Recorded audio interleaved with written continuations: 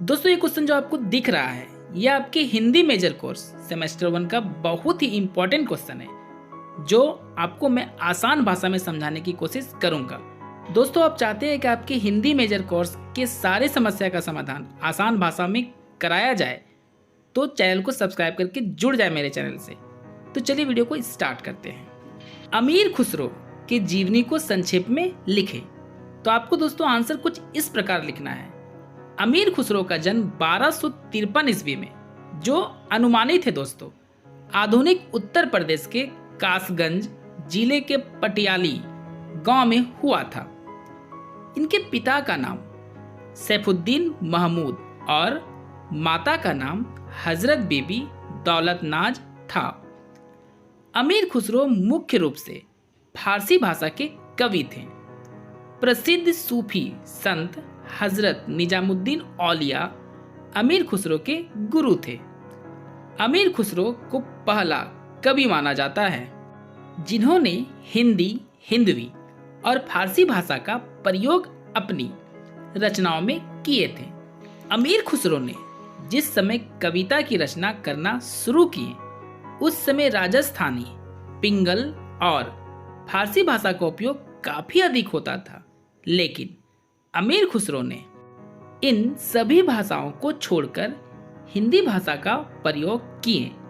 हिंदी काव्य में खड़ी हिंदी का प्रयोग करने वाले अमीर खुसरो पहले कवि थे।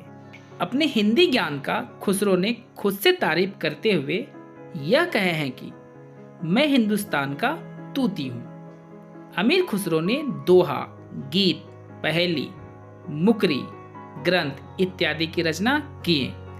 अमीर खुसरो के काव्य में भले ही गहराई ना हो, लेकिन भाषा की दृष्टि से इनके काव्य आसानी से समझने लायक है। हिंदी साहित्य की बात की जाए तो अमीर खुसरो का स्थान इसमें काफी महत्वपूर्ण है। आचार्य शुक्ल ने अमीर खुसरो को फुटकर कवि माना है। अमीर खुसरो की रचनाओं में हिंदू और मुस्लिम संस्कृति का संगम देखने को मिलता है। अमीर खुसरो ने ही सबसे पहले रचनाओं में मुहावरों का प्रयोग करना शुरू किए थे। खड़ी बोली के आविष्कारक के रूप में अमीर खुसरो को ही माना गया है।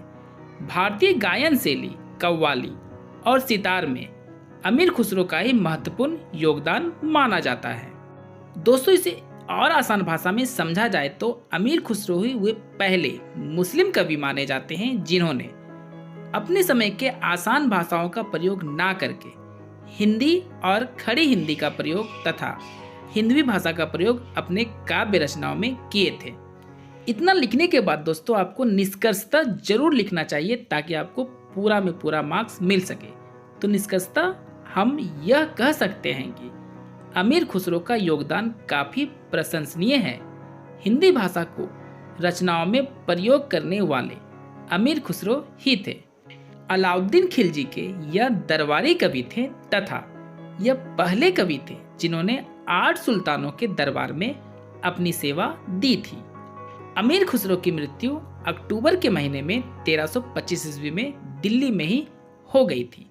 दोस्तों वीडियो आपको कैसा लगा, समझ में आया या नहीं, कमेंट करके जरूर बताएं। और हाँ, इसी तरह का वीडियो चाहिए तो मेरे चैनल के साथ सब्सक्राइब करके जुड़ जाइए।